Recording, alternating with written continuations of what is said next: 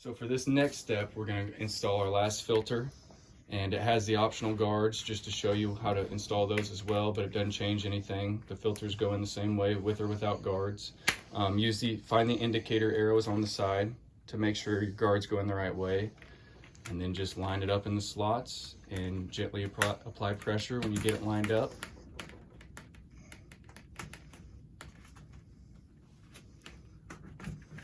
And go ahead and seat it all the way.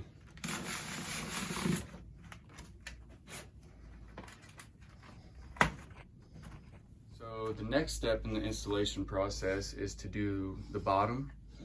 Go ahead and lay the bottom on there.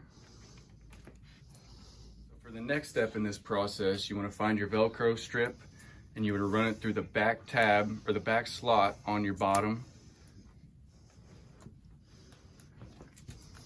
Go ahead and run it through, get the slack out, then pull it back through the front slot. And then go ahead and tighten it up. We gotta run through that one too. Right. We can cut that out. Once you've got your bottom on, go ahead and find your top and go ahead and set it on. So then the last step is to find your Velcro on the top. Same as the bottom, run it through the back side. Get the slack out, then run it through the front slot.